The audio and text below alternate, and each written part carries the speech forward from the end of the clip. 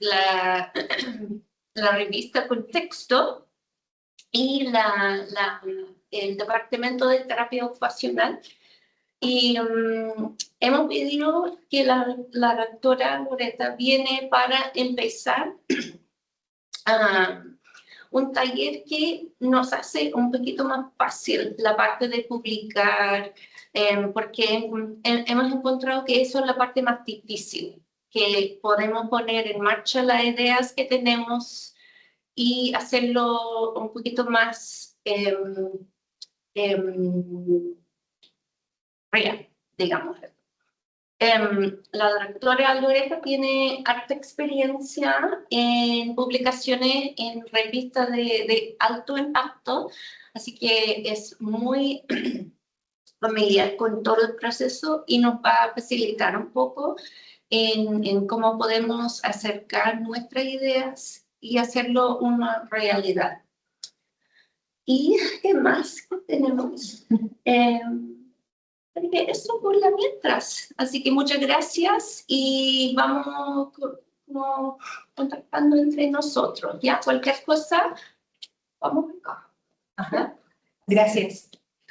Bueno, la idea un poco de este taller es hacerlo desde la práctica, hacerlo real. Nosotros vamos a ver algunos conceptos teóricos, pero siempre llevados a la realidad. Mecanística, quizás no tengo tanta mecanística, pero sí tengo experiencia escribiendo artículos desde mi área de investigación. Llevo hartos años en eso, así que les voy a contar desde mi experiencia y ojalá les sirva porque trabajamos en un área que es el área de las ciencias de la salud, que es bastante común y a las dificultades que nos toca enfrentarnos muy frecuentemente a los que publicamos van a ser las mismas con las que se van a encontrar en algún momento ustedes. Así que esa es la idea, verlo desde el punto de vista mucho más práctico y real. ¿Ya? Antes de empezar, quisiera... la cosita se me vuelve para acá. Vamos a hacer un par de preguntas cortitas. ¿Ya? Hay que escanear este código QR o, en su defecto, el código está arriba y lo tapa la barrita. Voy a ver cómo está esta barrita. Eso, ahí está el código. Si alguien lo quiere anotar, ¿ya? Pero con el código QR... funciona bien. ¿Ya? Y la idea es que, ¿qué palabras se les viene a la mente cuando piensan en que tienen que escribir un artículo? ¿Ya? Que se ven enfrentados a que ya sea el jefe o la tesis o la investigación, ustedes tienen que escribir un artículo.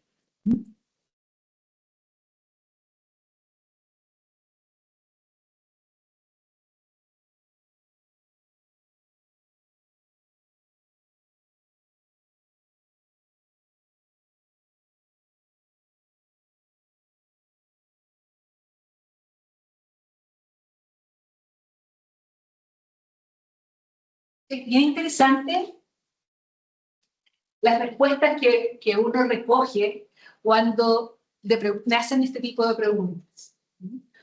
Porque sí es mucho trabajo. Sí requiere ser disciplinado y riguroso y perseverante. Es como, ¿cómo lo hago? ¿Por dónde parto?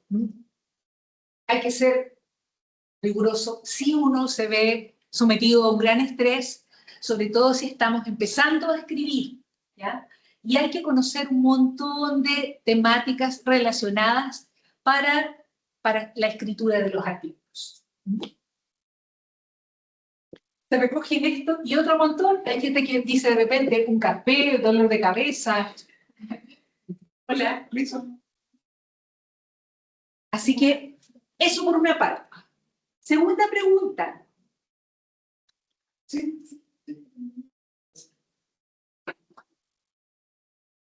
Esta cosita. ¿Han escrito algún artículo? ¿Les ha tocado escribir algún artículo con el mismo código QR? Por ejemplo, ¿es dentro de lo mismo? ¿Me devuelvo? ¿Alcanzaste a...?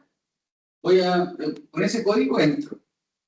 Sí, pero si quieres, bueno, sí, con ese código. No te preocupes. Es que no puse el QR en todas las...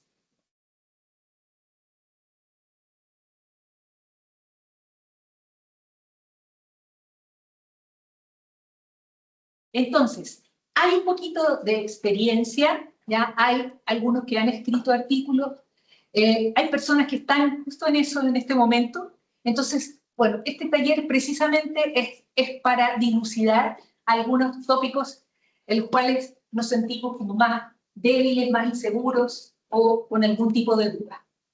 ¿Ya? Después tengo unas preguntas, pero las vamos a hacer un ratito más. Entonces, ahora sí.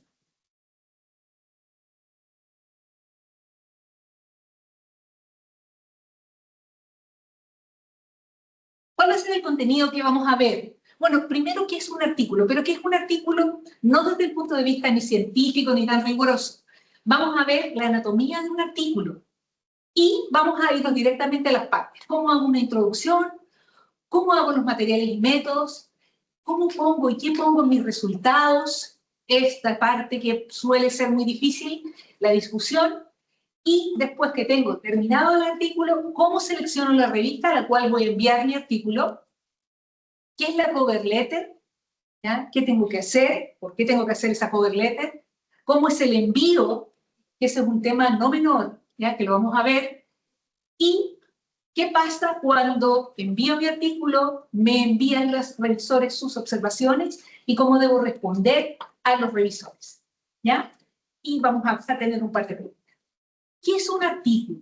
O en el fondo, ¿por qué publicamos? ¿Cierto? Lo primero que hay que pensar es que muchos hacemos, desde nuestros lugares de trabajo, hacemos distintos tipos de investigación.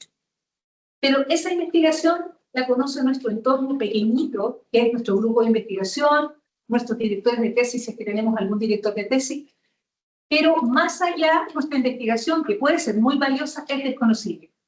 Por lo tanto, uno de los motivos por los cuales uno normalmente publica es dar a conocer una investigación, que no solamente significa que estoy dando a conocer algo que hice, sino que lo pongo a disposición de mi entorno, de mis pares, de mis colegas, y esas personas validan de cierta manera esa investigación citando, porque de una u otra forma alguien que lee un artículo que le parece interesante o está en la línea de su línea de investigación, cita ese artículo. Y eso valida de cierta forma que lo que yo hice es importante, ¿ya? No solamente desde el punto de vista personal, sino que desde el punto de vista de la institución en la cual pertenezco, porque eso es muy valioso para las instituciones. ¿Y qué es un artículo? ¿Ya? Es como una receta de cocina que nosotros hicimos y que nos quedó espectacular. Pero no basta decir con que la torta nos quedó súper rica. Hay que explicar los ingredientes paso a paso, mostrar cómo supiste que salió bien, comparar con otras recetas y convencer a otros chefs que vale la pena probarla y que la pueden realizar en sus restaurantes o en sus casas, ¿ya? Tipos de artículos hay muchísimos, ¿ya? Hay muchos. Vamos a referirnos a algunos en particular. Los primeros y bastante comunes son los artículos originales, donde la investigación que realizo parte de cero, surge de un tema de interés, de una problemática, de la resolución de algún problema, y entonces todo desde la idea, el desarrollo y los resultados son originales. Son originales al 100%, nunca es 100% original, porque se basa, y de hecho yo uso otra información de investigación para construir esta historia de mi artículo, pero la temática y cómo enfrentamos esa investigación es original. Por otra parte, hay revisiones bibliográficas que suelen partir uno cuando está empezando, ya sea el magíster o el doctorado, haciendo una revisión bibliográfica. Esa revisión bibliográfica la hacemos no necesariamente para publicarla. Hacemos, si voy a trabajar en una temática en particular, partimos haciendo esa revisión para ver qué hay en este planeta, qué hay en el mundo científico o qué hay en el mundo humanista en relación a ese tema. Mi temática. la cual yo voy a investigar, es tan innovadora, aporta algo a la temática general. ¿Quiénes han escrito? ¿Cuál ha sido el grado de profundidad que han escrito? Bueno, uno hace esa revisión bibliográfica para recopilar información, para robustecer la propia investigación, ¿ya? Y normalmente, cuando uno lleva ya unos años, podemos hacer una revisión bibliográfica como artículo, ¿ya? Y eso tiene un aporte bastante significativo a la sociedad y al mundo de los investigadores, porque recopila toda la información actualizada. Hace como el historial del desarrollo de la temática desde cómo se originó y cómo se ha ido desarrollando y cuáles son los avances, los alcances, las tendencias, etc. Por lo tanto, las revisiones versus un artículo original tienen muchas veces muchas más citas. Hay muchas más gente que le interesa una revisión bibliográfica que un artículo original o una combinación de ambos. Otras opciones de artículos o de publicar, ¿ya?, son los libros o capítulos de libros. Normalmente ya esto es como la segunda derivada, porque quien ha escrito un capítulo del libro o un libro en editoriales prestigiosas y con revisión por pares es alguien que tiene ya una trayectoria en un tema en particular. Y le piden a esa persona que escriba un capítulo del libro o directamente un libro que está relacionado con su experiencia y en la temática en particular. Y hay muchas revistas que tienen también lo que se llaman las comunicaciones cortas, las short communication, que son investigaciones que son una preliminar de la investigación, donde tengo resultados muy provisorios y que a la revista le interesa que yo publique esa revisión o esa investigación en poquitas páginas, a manera de validar lo que estoy investigando, ¿ya?, y no haya tanta competencia. Y el paso siguiente es hacer un artículo ya original. Entonces puedo partir con la comunicación corta y continuar con un artículo original un poco más grande, más extenso y con mayor información. ¿Cómo es la anatomía de un artículo?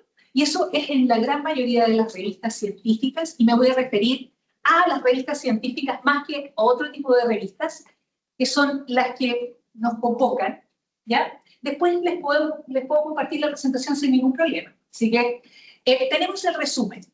El resumen va al principio, pero se escribe al final, ¿ya? Siempre es aconsejable el resumen escribirlo al final. ¿Por qué? Porque el resumen, en el fondo, tengo que destacar lo más importante. Por ejemplo, si yo quiero que me citen y que la publicación que estoy realizando tenga un impacto, el abstract tiene que ser orientado hacia eso. Porque hagamos el imaginario que estamos buscando información para escribir nuestro propio artículo. ¿Qué es lo que primero buscamos? Es el título. Leemos el título del artículo y miramos. ¿Me interesa? ¿Me sirve? ¿No me sirve? Segundo paso, leemos el abstract. Y en el abstract nosotros nos damos una idea general de qué trata y decido si voy a usarlo para mi investigación o no. Por lo tanto, el abstract es algo decisivo. Y después que tengo madurada toda la información que escribí en mi artículo, al final escribo el abstract. Pero en la anatomía del artículo, el abstract aparece primero, por eso que les digo, porque es lo primero que nosotros leemos. Luego tenemos una introducción al tema, ¿no es cierto?, que vamos a mirar en qué consiste. Normalmente tenemos materiales y métodos. Si no tenemos un trabajo experimental, ponemos solamente los métodos, que ahí vamos a ver de qué se trata. Y luego vienen resultados y discusiones o juntas, ¿ya? Eso va a depender de la revista a la cual yo selecciono para publicar.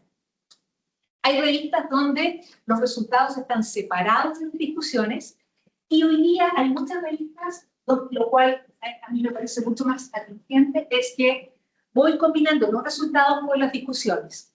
Que en el fondo para el lector, para alguien que está interesado en esa temática, es mucho más fácil ir entendiendo los resultados y a la par ir leyendo la discusión que han realizado, que ya vamos a definir y explicar en qué consiste, para entender de qué va el artículo.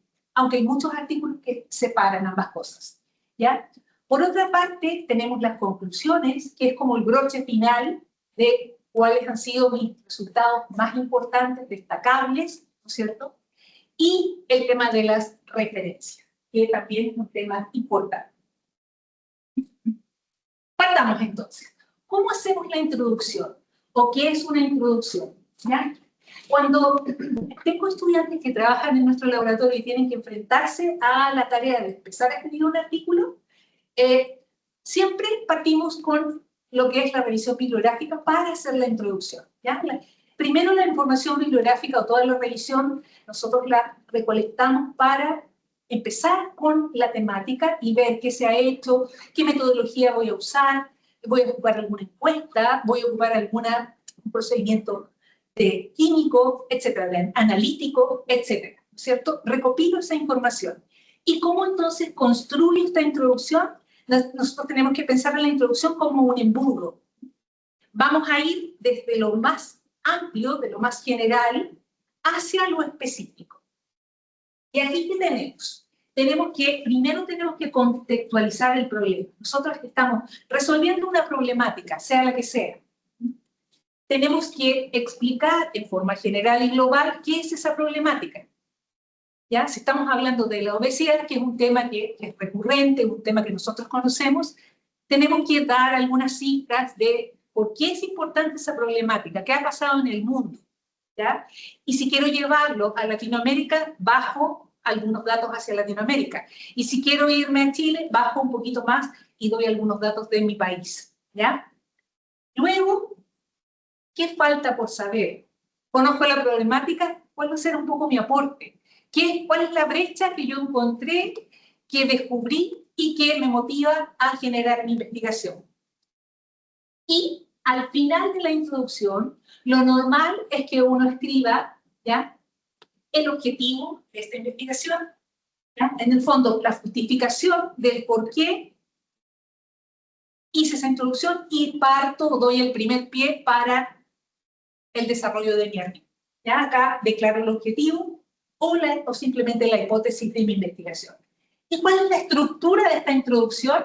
El panorama general, ¿cierto? Vemos el estado del arte, la brecha, el espacio que hay que voy a investigar y finalizar con el objetivo y la hipótesis. ¿Lo hice bien o no lo hice bien? Bueno, la introducción es una de las partes relativamente más sencillas de escribir. Entonces, por ejemplo, si nosotros queremos partir un artículo, váyanse a las partes conocidas, váyanse a las partes que no les son tan difíciles. Luego les voy a explicar cómo. Entonces, hago un chequeo de mi introducción, lo hice bien. ¿Por qué nos importa ese tema? ¿Qué se ha estudiado hasta ahora en relación a esa temática en particular? ¿Qué falta por saber? ¿Y qué voy a hacer yo para aportar a esa temática? ¿Ya? Eso, en grandes rasgos, es la introducción. ¿Qué pasa con las introducciones que no están bien escritas? Pasa que el panorama general se ve entusiasmado, muestra más información y empieza a adicionar información en la parte de la introducción que es demasiado general. Entonces, primero hay que pensar en que las revistas tienen cantidad de palabras por ítem. Entonces, tengo que ver cuál es la cantidad de palabras que me pide en la introducción la revista X. Y tengo que porcionar de alguna manera estas partes como el panorama general y el estado del arte, la brecha y los objetivos. ¿Ya? Porcionarlos equitativamente para que la escritura me quede más o menos coherente. ¿Qué es lo que suele suceder? Y lo que les decía, uno se entusiasma, busca información que realmente es importante y empieza a incorporar citas y citas y citas. ¿Cómo tengo que incorporar las citas? En la introducción, dependiendo de la temática, hay temas o hay artículos o hay investigación o libros con los cuales hemos estudiado y que son, ¿no es cierto?, el fundamento o los pilares de lo que estamos construyendo hacia arriba. Normalmente uno cita esos textos. ¿Por qué? Porque nos entregan información desde dónde parte todo este asunto. Pero en la introducción tiene que haber literatura actualizada, tiene que haber literatura de los 2 o 3 últimos años. No toda la literatura tiene que ser antigua. Como estoy desarrollando el estado del arte, tengo que ver el panorama de mi investigación, tengo que incluir literatura que sea actualizada. ¿Ya? Eso además implica que yo estoy demostrando que estoy de alguna manera validando que mi aporte va a ser significativo porque, de acuerdo a la información que encontré hasta el año 2025, la temática, la línea, la parte que yo voy a desarrollar no está abarcada. Entonces, ahí yo justifico la brecha. ¿Ya? Entonces, siempre debe haber literatura focalizada y actualizada. ¿Ya? Les comento, en mi experiencia, yo soy parte del grupo de estudio de Ingeniería 3 de FONDESIT para la evaluación de proyectos de postdoc, inicio y regular. Uno de los problemas que hemos visto precisamente la introducción es poco fuerte en función a validar la propia investigación. Entonces uno tiene que justificar mucho por qué estoy pensando en desarrollar la investigación. Para hacer la introducción debo buscar referencias, ¿ya? Y aquí viene uno de los temas que muchas veces cuesta, ¿ya? Yo cuando hablo con los alumnos de pregrado es cuando busquen información para una tarea, para un trabajo de investigación o para lo que sea, fuentes confiables. Hay fuentes que son confiables y hay fuentes que no son confiables y que no podemos citar. Y eso es algo en lo que se cae mucha gente. Una página web, por ejemplo, no la puedo citar a no ser que sea de la Organización Mundial de la Salud, de FAO, del Códex Alimentarios, o de EFSA, por ejemplo, o de alguna organización internacional. Pero una página de una revista cualquiera que no sea indexada o que no tenga algún tipo de factor de impacto, ya lo vamos a explicar, no la puedo citar. Plot no se cita, ¿ya? Wikipedia tampoco, pero Wikipedia tiene una particularidad. Si ustedes buscan una temática, lo que aparece ahí es bastante lúdico, simple, para que lo pueda entender cualquier persona. Pero abajo, del tema que busquen, en la parte de abajo, hay referencias. Y esas referencias a veces nosotros las podemos usar. Pero citar Wikipedia, no, por ningún motivo, ¿ya? Entonces, dependiendo de la universidad donde estemos, vamos a tener más o menos acceso a las búsquedas de referencias. ¿Y qué es lo que se recomienda? Primero, buscar en lugares donde tenemos acceso. Si trabajamos en una universidad donde tenemos accesos al WOS, ¿no es cierto?, al Web of Science, perfecto. Aquí no tenemos acceso al Web of Science. Por lo tanto, no podemos buscar o utilizar esa base de datos para buscar información de mi artículo. Entonces, nos vamos precisamente a dos bases de datos importantes. Hay muchas más, pero recurrimos a bases de datos confiables que me van a dar una información fidedigna y mucha otra información. ¿Ya? Tenemos por un lado WOS, Web of Science, y tenemos Scopus, que también la universidad donde pertenezcan tiene que estar registrado, suscrito a esta base de datos para obtener la información. ¿Ya? Y aquí, los que andan con computador o tienen el celular, sería interesante que lo utilizan. Vamos a irnos a un ejemplo. ¿Ya? Y vamos a ir a Google Scholar a buscar alguna información. Primero, hay que tener en cuenta varias cosas. El Google Scholar, ¿ya?, que es el Google académico, es un sistema de búsqueda que tiene algunas limitaciones. Aquí encontramos muchísima información, pero hay algunas revistas que no están incluidas en el Google académico, en el Google Scholar. Entonces, hay especialidades donde no vamos a encontrar toda la literatura actualizada que nos gustaría encontrar. Y ahí tenemos que buscar otras bases de datos que sean adecuadas para la disciplina, ¿ya? En la universidad y en la mayoría de las universidades tenemos otros buscadores u otras bases de datos importantes, como el ProQuest. Acá disponemos del ProQuest y en muchas universidades. EBSCO también está en muchas universidades. Entonces, dependiendo de la disciplina, ¿no es cierto?, es la base de datos a la cual yo voy a recurrir. Si es de derecho, hay bases de datos especializadas en eso. Si es medicina pura, hay bases de datos especializadas en eso. Y el Google académico es un poco más amplio, pero debo tener en consideración que no voy a encontrar todo lo que necesito. Y tengo que usar otra base de datos que puede ser en combinación con PubMed, dependiendo de la disciplina. ¿Ya?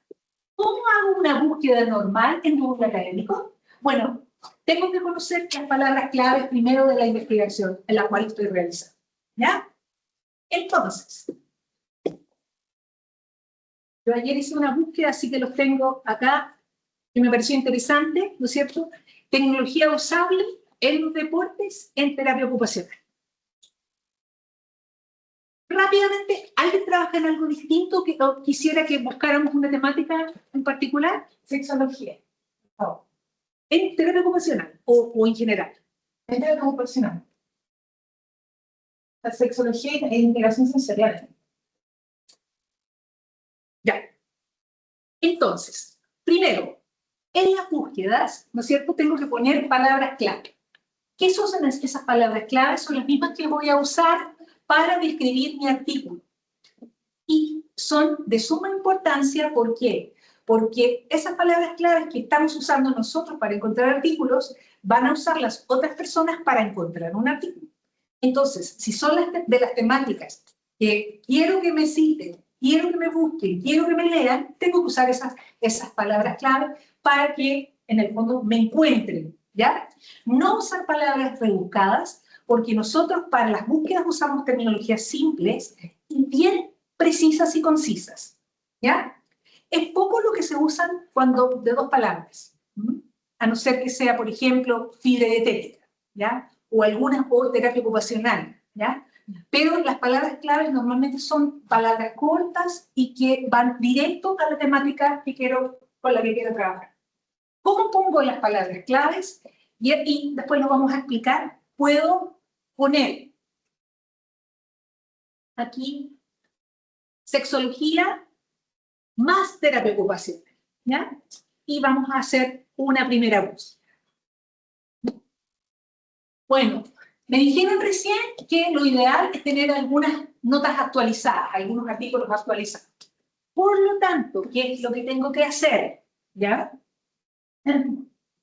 Okay. En esta temática, ¿ya?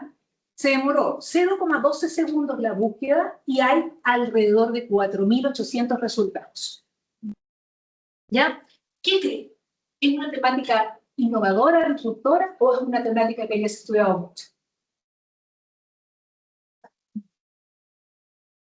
No sabemos el rango de años, ¿ya? Pero, por ejemplo, vamos a ir acá a un intervalo específico. Y aquí vamos a poner desde el 2020 hasta el 2025. ¿Qué es lo que hay al respecto? Bueno, en los últimos años, en los últimos 5 años, hay poca información, ¿ya? Por lo tanto, es algo que se está empezando a estudiar y inmediatamente puedo percibir que hay ahí una brecha, falta por investigar, ¿ya? Por lo tanto, esa temática, vamos para allá. Lo que me dijeron que para construir mi introducción tenía que tener bibliografía actualizada. Por lo tanto, puedo ir aquí y decir desde cuándo, desde ahora, desde el 2025 en adelante. Y esta plataforma me va a ordenar la bibliografía en función del más actual, el que se publicó ayer, para atrás, pero de este año, ¿ya? Si quiero poner ese intervalo específico, que es lo que a mí me interesa estudiar, uso ese intervalo específico. El Google Scholar lo utilizamos bastante mal o desconocemos su uso, pero le podemos sacar harto provecho a este Google Scholar. ¿Qué información me entrega, por ejemplo? ¿Ya?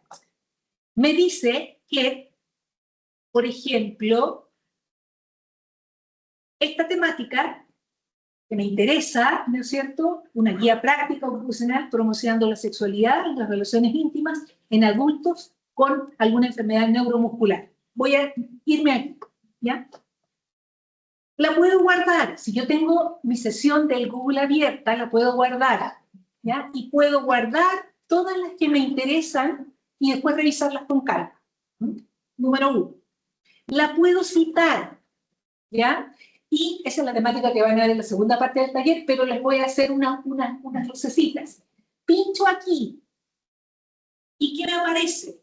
Me aparece la cita en APA, en ISO 690, en MLA, y me aparecen aquí unas cositas, ¿ya?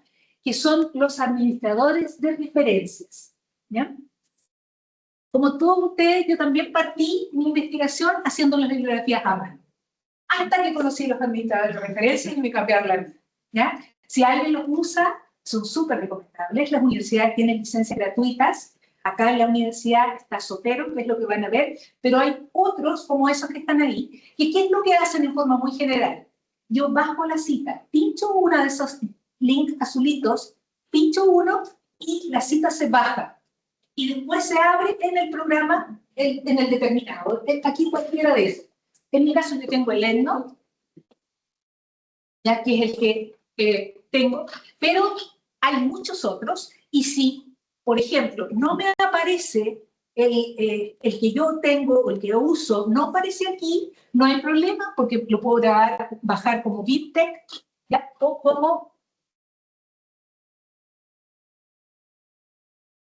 como BibTeX.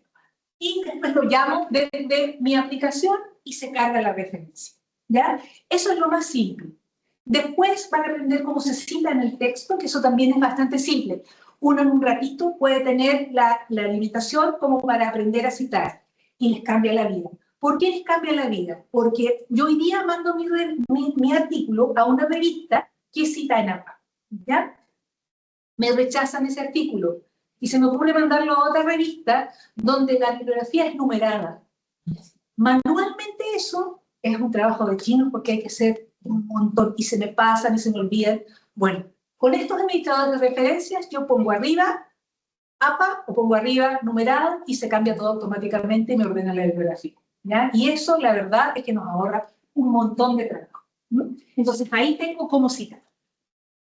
Tengo entonces la investigación, ¿ya? ¿No es cierto?, de las guías prácticas para promover estas relaciones íntimas en adultos con alguna discapacidad.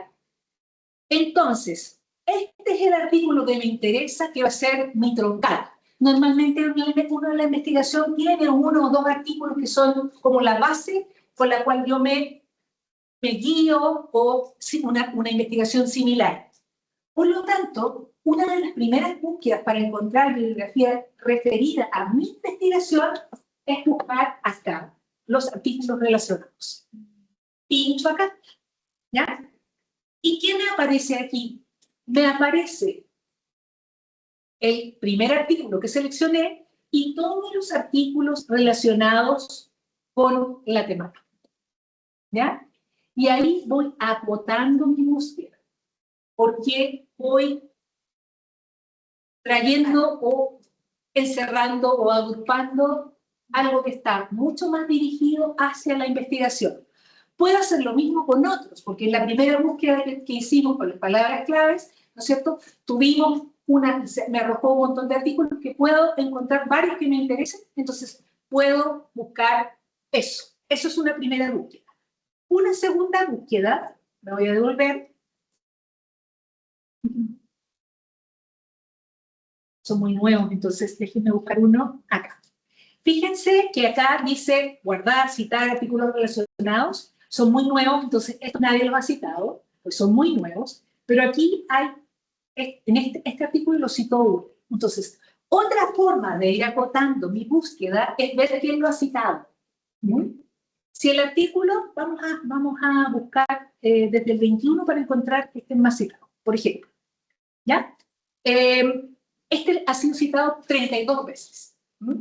Entonces, uno eran los artículos relacionados, y ahí tengo una primera esfera de los artículos que se relacionan. Una segunda esfera es citados. Entonces, acá está mi artículo base, y acá abajo están quienes lo han citado. Entonces, ese artículo que yo pinché el 2021 por poner cualquier año, todos los artículos que lo han citado son posteriores, por lo tanto son más nuevos y están dentro de los 5 últimos años de publicaciones. Entonces, esa es una de las dos formas de encontrar artículos, de las más fáciles relacionados con la temática que me interesa. Lo importante es siempre tener ese artículo que tengo como referencia, como pilar, como base, como importante, como guía, y en base a ese voy buscando los distintos sitios. ¿Ya? ¿Está claro hasta acá? Cualquier cosa me interrumpe, ningún problema. Volvamos entonces acá. Ya vimos, entonces, cómo hago una búsqueda en Google. En general, en PubMed es muy similar. ¿Ya? Es muy similar y puedo encontrar la misma información con los mismos comandos. No hay ningún problema. Cuando hago una búsqueda, ¿ya? Uno puede usar lo que se llaman operadores booleanos. ¿Mm? Estos operadores son algunos comandos que me facilitan un poco la búsqueda. ¿Qué significan? Y yo lo expresé como conjuntos. El conjunto A es un grupo de artículos que mencionan quinoa y el conjunto B es un grupo de artículos que mencionan microbiota. ¿Ya? Por lo tanto, si yo uso el comando AND, es decir, sexualidad AND terapia ocupacional, ¿qué es lo que va a ocurrir? Me va a incluir ambos términos. ¿Ya? Va a incluir ambos términos, pero solamente este va a ser el conjunto de la quinoa, este va a ser el conjunto de la microbiota, pero ¿qué me va a arrojar? Solamente los que hablen de quinoa y microbiota. ¿Ya? Entonces me hace una intersección de esos dos grupos. Puedo ser 3 también, ¿eh? La cantidad que quiera. ¿Ya? El otro conjunto o el otro operador es el OR. Y se lo puse así porque así se pone. ¿Ya? El OR incluye uno u otro. ¿Ya? Entonces aquí tengo este o este. Es decir, todos los que incluyen el uno, el otro o todo, o los dos. ¿Ya? Y tenemos el NOT que excluye alguno de los términos. Es decir, yo puedo decir quinoa y no microbiota. Entonces, me puede escoger todos los artículos que hablen de quinoa, pero no de la microbiota. Entonces, excluyo algo. Saco algo de mi ecuación que no me interesa porque está súper estudiado, porque ya lo publicaron, porque no está dentro de mi ámbito de investigación, etc. Entonces, lo excluyo. ¿Ya? Estos operadores booleanos aparecen en el Scopus cuando uno tiene acceso a Scopus completo, ¿ya? Aparecen en un costado y hay muchos más en que uno puede hacer mucho más productiva la búsqueda. Pero aprendiendo estos 3, que no tienen ningún grado de dificultad, y 2 más que les voy a explicar, con eso pueden hacer una muy buena búsqueda y acotar sus resultados mucho más focalizados a su investigación. Otros operadores son los paréntesis, ¿ya? Yo puedo poner lo mismo. Puedo poner quinoa and microbiota entre paréntesis, ¿ya? Y puedo poner salud intestinal, ¿ya? Entonces, me va a incluir estos términos, pero los artículos incluyen ambos términos, pero además me va a incluir salud intestinal. Entonces, voy acotando aún más y puedo usar muchos operadores para acotar y focalizar mi investigación o encontrar algo que necesito mucho más específico. Y lo otro son las comillas, que las comillas se busca un término específico. Si es un término más largo, con varias palabras, y ustedes lo necesitan así, completo, y eso es lo que quieren buscar, si lo ponen entre comillas, en cualquier buscador o en cualquier base de datos, ese comando significa que va a buscarles artículos con esa terminología que está dentro de las comillas, ¿ya? Completa. No se va a perder ninguna información. Hace mucho calor.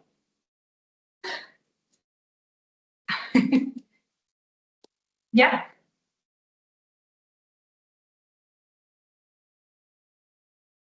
¿Cómo hago los materiales y métodos? Bueno, como les decía, dentro de las partes que uno trabaja, están los materiales y métodos, y que es lo primero que nosotros tenemos. O sea, tenemos la idea general de mi investigación, ¿no es cierto?, la temática, un poco más claro los objetivos, pero cuando empezamos a trabajar, tenemos los materiales y métodos. ¿Alguien trabaja en un tema experimental? ¿Acá? ¿No? Entonces me voy a referir poco a los métodos, perdón, a los materiales, pero sí a los métodos. ¿Ya? Cuando describo los métodos, tengo que tener claro el tipo de estudio y expresar claramente cuál es el tipo de estudio que estoy realizando. Si es experimental, observacional, si es in vitro o en vivo, etc. Tengo que incluir los materiales utilizados, ¿ya? En este caso es más para la parte experimental.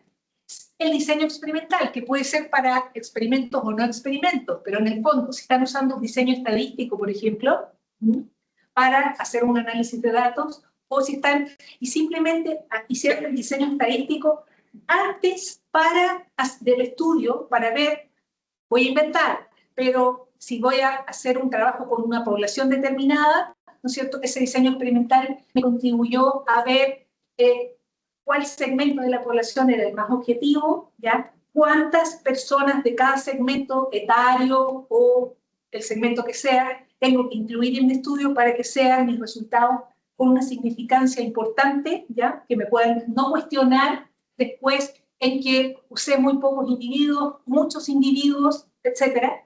Entonces, toda esa información tiene que estar en los materiales y métodos. Los procedimientos que tienen que estar detallados, los pasos, las condiciones que usé, los instrumentos, si usé encuestas, si hice algún trabajo observacional. Ahora, ¿qué pasa cuando hago una revisión bibliográfica? Bueno, hay alternativas. Dependiendo de la revista, a veces no es necesario poner nada, pero hay otras revistas donde en la parte de metodología hay que poner cómo hice la revisión bibliográfica. Y normalmente en esa parte se pone qué bases de datos usé, ¿ya? Qué palabras clave usé y cuál fue mi criterio de exclusión de artículos que me arrojaron esa primera búsqueda. ¿Ya? Eso en términos generales. ¿Cómo se hace más fácil? Busco un artículo que haya usado un texto similar y me baso en eso para escribir mi metodología. ¿Ya? Pero si estoy desarrollando un trabajo un poco más experimental, no es tan fácil como copiar una metodología o adaptar a otra metodología, porque ahí ocupo varios artículos para adaptar la metodología diferente. ¿Ya? Y es súper importante toda la parte estadística, que hay que incluirla en la metodología. Siempre la metodología, además, debe citar metodologías que se han usado en el mismo contexto de la investigación. Una consulta, en el caso de estudios de caso, redundante, pero ¿habría alguna como consideración con la revisión bibliográfica? Es que los estudios de caso también es un caso distinto. Sí, es un caso particular. Sí, pero tienes que usar bibliografía. Sí, porque esos casos están documentados. Sí, están probablemente publicados. Yo estoy haciendo un libro académico que está basado en investigación de revisión bibliográfica y por otro lado estoy haciendo una investigación con un estudio de caso. Y el estudio de caso es un caso más raro que dentro de rara. Entonces, por eso que el curso es muy difícil además el cuerpo. Entonces, vamos a ir tratando de ir aclarándolo igual, pero no es tan sencillo. No es tan... Adelante. Hola. Ya. Permiso. A ver. ¿Necesitas una cuadrilla de la vacación? Ya. Resultados. Y aquí vamos a dividir los resultados de las discusiones y después vamos a hacer el ejemplo de mezcladas, porque ahí se van a encontrar con ambos casos de revistas distintas. ¿Ya? ¿Qué son los resultados? Es simplemente qué es lo que descubrí de mi investigación. No es más que eso. No es más que eso. Son todos los datos principales. Bueno, esta parte es muy importante. Sin interpretar los resultados. Cuando me toca escribir la parte de los resultados y la revista habla de solo resultados, escribo lo que observo de mis resultados. Si tengo un gráfico donde una barra está más alta que la otra y esa barra representa que la persona todas estas personas tenían el pelo más largo, yo hago un hincapié de que ese porcentaje o esa cantidad de personas tenían el pelo más largo. ¿Por qué? Da lo mismo, ¿ya? Solamente yo escribo los resultados, no interpreto nada. ¿Cómo puedo representarlos? En tablas, en gráficos, en figuras con leyendas completas, ¿ya? Y hay que poner estadísticas, datos cuantitativos o cualitativos, dependiendo de lo que tenga. El texto describe lo que muestran las figuras, o las tablas, o las imágenes que yo represento. No interpreto nada, ¿ya? Y hay que comparar entre las personas que tenían el pelo largo y el pelo corto, las personas que tenían las uñas largas, las uñas cortas, o pintadas y no pintadas. Solamente resultados, no es más que eso. Estas dos partes, materiales y métodos, y resultados, normalmente yo les digo a mis estudiantes, partan con esto, ¿ya? No se vayan a la introducción. ¿Por qué? Porque cuando busquen información para los materiales y métodos, van a encontrar mucha información importante para la introducción, ¿ya? Y cuando tengan los resultados, van a focalizar mucho más la introducción, la van a acotar, la van a dirigir, ¿ya? Entonces, estas dos partes, que son las más fáciles del artículo, que las conocen y las manejan, escríbanlas primero. La parte de metodología uno la escribe relativamente rápido, y los resultados son lo que obtuvimos. Entonces, si uno a veces se sienta y dice, ¿por dónde parto? Por aquí, ¿ya? Es mucho más sencillo y es algo que maneja. Otra cosa es la discusión. Y aquí uno se demora bastante más. Es lo que toma más tiempo hacer y es lo que toma más tiempo aprender. ¿Ya? Del momento que uno aprende, es un poco más mecánica el asunto. Pero hay que aprenderlo y eso nos toma un poco de tiempo. ¿Qué es la discusión? El objetivo es aquí interpretar los resultados y conectarlos con la literatura. ¿Ya? Hoy día nosotros en grado, desde más chicos a los estudiantes, estamos tratando que los informes, por ejemplo, de un laboratorio cualquiera, ellos obtienen un valor experimental y tienen que discutir si ese valor es real, si es más alto, si es más bajo, en función de la literatura. Y eso un poco es la discusión. ¿Ya? Tengo un crecimiento de la población de los conejos porque los alimenté con zanahorias. ¿Ya? Entonces se multiplicaron mucho más rápido que una población que se alimentó con apio. ¿Ya? Ese es mi resultado. ¿Hay otras investigaciones que han alimentado conejos con apio y zanahoria? Sí. ¿Cuáles son los resultados que obtuvieron? Al revés. Los con apio crecieron más y se multiplicaron más que los con... Ya. Eso es un hallazgo importante. Que lo que yo obtuve es distinto a lo que obtuvo otro autor. Ahora, ¿qué tengo que hacer en la discusión? Pensar por qué pudo haber ocurrido eso. Y entonces, ¿qué hago? Pienso, ¿hubo más factores? ¿Se pueden comparar realmente estas dos investigaciones sin problema? ¿Hubo otros factores que influyeron en el experimento de ese otro autor y el mío? ¿Ya? Primero. Segundo, ¿mi experimento fue bien diseñado? Eso es en el caso que sean muy dispares. Si son similares, es súper fácil, porque la discusión en ese caso el resultado es muy similar al obtenido por este otro personaje, por este otro investigador, el cual obtuvo, ¿ya?, el valor de tanto, tanto, tanto. Entonces, siempre yo tengo que comparar mi resultado con otros resultados bajo las mismas condiciones. O a veces, cuando no encuentro, porque mi investigación es muy innovadora y no tengo otro punto de referencia con ese resultado, o obtuvieron un resultado con otra metodología, uno puede poner eso. Se obtuvieron estos resultados, pero la metodología empleada es distinta. Por eso probablemente los resultados difieren tanto, ¿ya? El mío es muy alto y el otro muy bajo, o el mío es muy alto y el otro muy bajo, ¿ya? Dependiendo. Cuando son similares, es el mundo ideal, porque uno lo compara, ¿sí? Pero lo normal es no solamente decir mis resultados son parecidos a los del Leo, ¿no? Son parecidos a los del Leo, ¿por qué?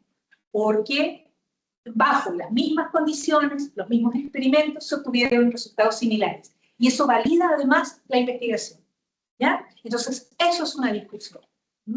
Pero como les decía, en los artículos se van a encontrar con que un día un artículo les va a decir que la parte de resultados va junto con las discusiones, y en otros artículos se van a encontrar que son separados. Personalmente me gusta mucho más cuando están juntos porque describo un resultado y discuto acerca del resultado. ¿Ya? Entonces, eso es mucho más claro tanto para el autor como para el lector, porque tener un resultado y buscar en la otra sección dónde está la interpretación o la discusión de ese resultado es más complicado, en mi punto de vista, dependiendo ¿ya?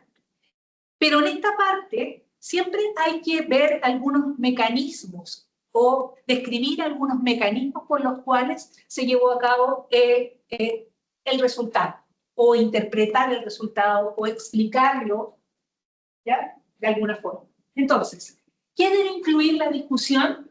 La comparación con estudios previos, siempre, la explicación de los resultados, por qué se produjo ese cambio, a qué pudo haberse debido, ¿ya? Que puede ser similar a lo encontrado por el otro autor, implicancias científicas o aplicadas, ¿ya? Y limitaciones y sugerencias futuras. Esta parte, después les voy a mostrar una revisión que me hicieron de un artículo hace poco para que vean lo que pasa, ¿ya? Uno de los autores descubrió que la investigación que nosotros habíamos hecho tenía limitaciones. Entonces, ese revisor dijo, tienen que estar explícitas en el artículo las limitaciones, ¿ya? Y es normal. O sea, uno no puede abarcar todas las temáticas del mundo y usar todas las metodologías. El revisor europeo, ¿no es cierto?, o gringo, capaz que tenga la super máquina que le haga todos los análisis que necesita, y nosotros acá, ni en Chile, hay equipos que lo usan. Entonces, eso es una limitación porque nuestra investigación no puede alcanzar un nivel más allá, ¿ya? Pero no es que no sea válida la investigación, es absolutamente válida. Entonces, eso es una limitación. Y otra cosa, son las sugerencias. Uno siempre debe proyectarse de, bueno, yo llego hasta acá, pero en futuras investigaciones se propone llegar hasta más allá, ¿ya? No todo lo podemos abarcar en un artículo. Y eso también uno tiene que ser realista y poner los pies en la tierra. No todos los artículos tienen, no me voy a hacer famosa con todos los artículos. Quizás con alguno, quizás con ninguno, ¿ya? Pero van a ser un aporte importante a la sociedad. ¿Ya? Vamos a hacer un break.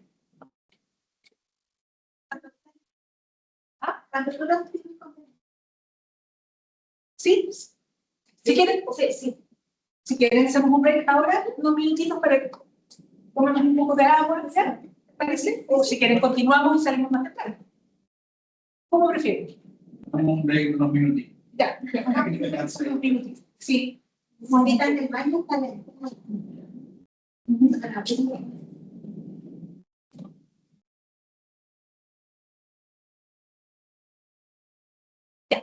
Entonces, por mientras hacemos un break, dale nomás, dale. Yo siempre no era un break. Después le preguntaba a ella.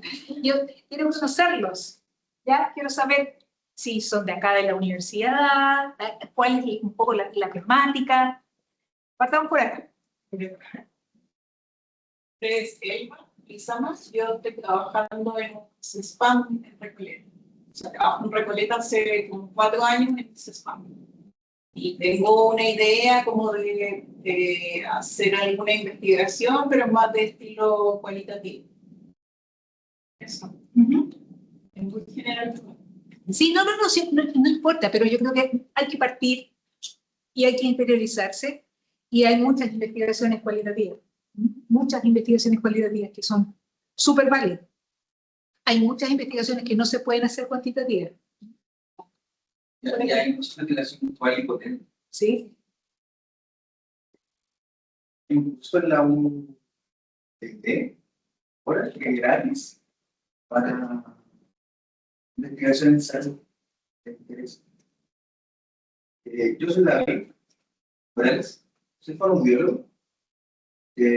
No pertenezco a otra casa de estudio. Actualmente me estoy doctorando en política pública en la Universidad Mayor.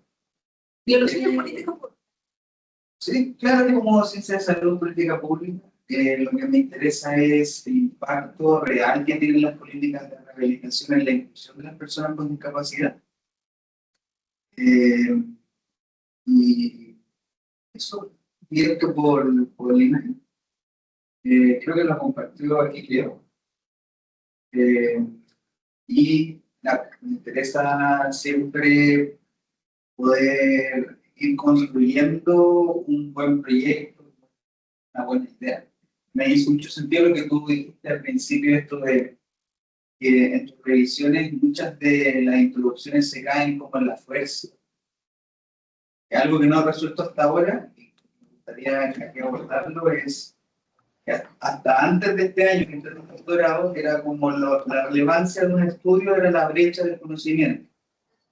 Ahora es como ya, pero es solo la brecha del conocimiento, como que más, como que tienen que haber más cosas. Estoy buscando esa salida de ese.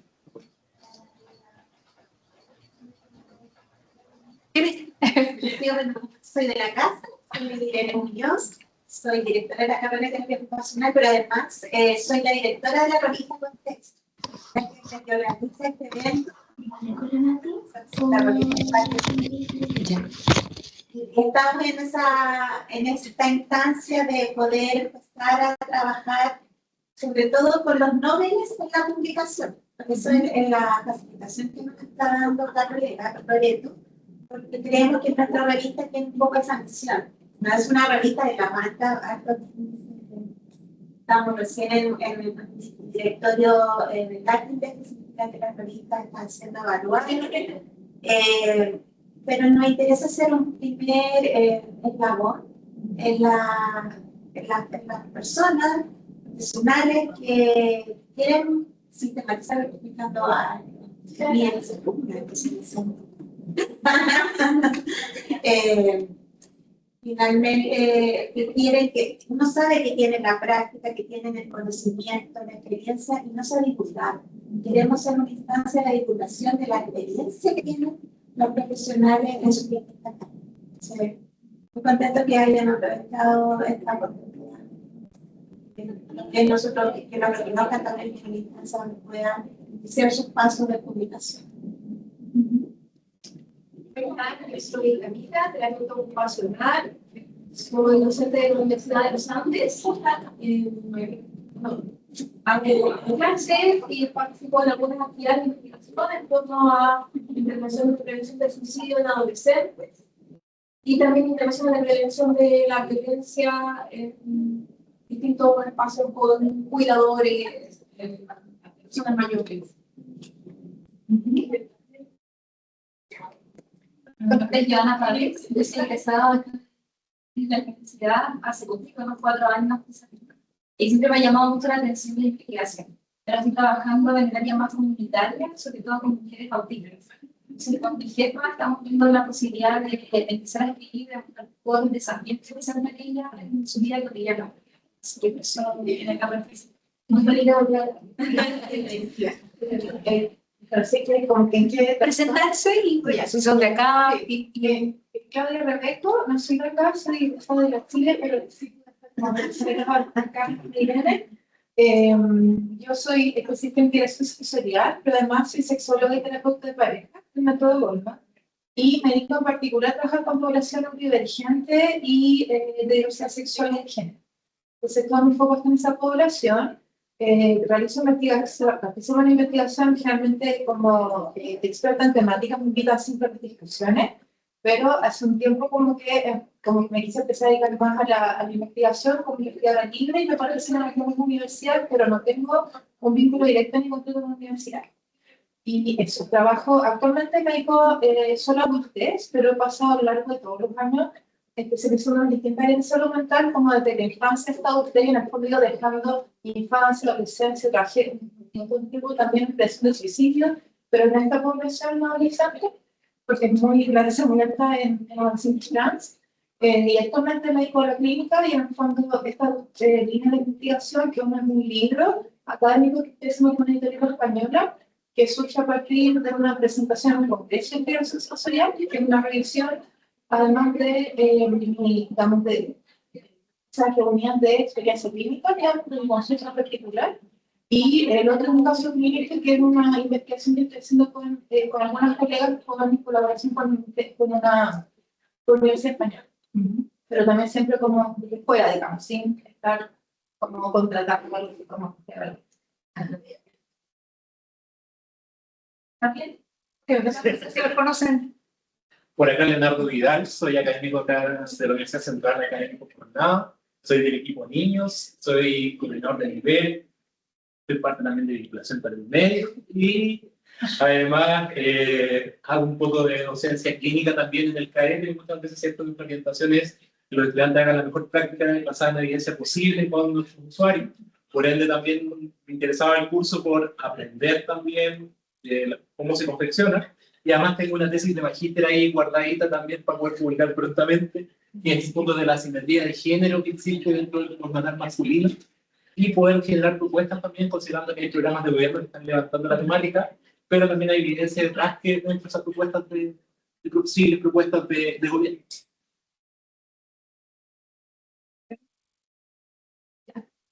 Soy Rebeca, nuevo en la U, nuevo docente. Soy terapeuta ocupacional, originalmente de Estados Unidos, soy trasplante acá. Y trabajo tanto en clase, dando clases, pero también en la parte de investigación. Estamos como empezando a abrir un poco más esa parte, fortalecer la parte con estudiantes, sobre todo. Y intentando abrir un poco más las ventanas, las puertas, lo que sea, para más investigadores, para subir artículos a la revista Contexto, porque tenemos que tener un poquito más actividad en esa. Así que por eso asistemos a la revista. No sé si alguien que esté online, si hay gente online que, Sí, que tenemos 8 colegas, no, 10 colegas conectados. Y ahora en el micrófono, no más colegas. sí, que abran el micrófono y se presenten. Yo no los veo, así que quiero partir. Ya. Hola, ¿me escuchan? Sí, perfecto. Dale nomás. Sí.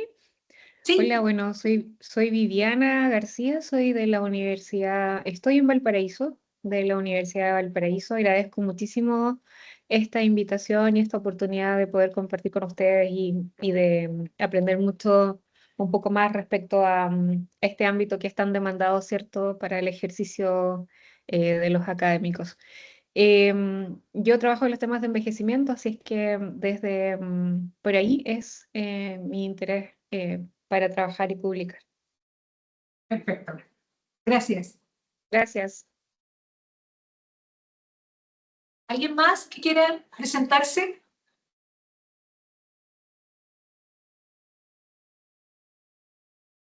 Bueno, igual en estas instancias uno, y eso es un punto más de la investigación, encuentra colaboración, ¿ya? El día de hoy las colaboraciones son muy importantes. Nosotros en nuestros espacios, ya sea en nuestra institución, nuestros laboratorios, nuestro entorno laboral, tenemos limitaciones, como les comentaba. Por lo tanto, hay cosas y hay especialidades y especialistas que están en otro lado. Y uno encuentra colaboración muchas veces para explicar algunas problemáticas que no encuentro la explicación, hay otra persona que me puede ayudar. Y me presento rápidamente.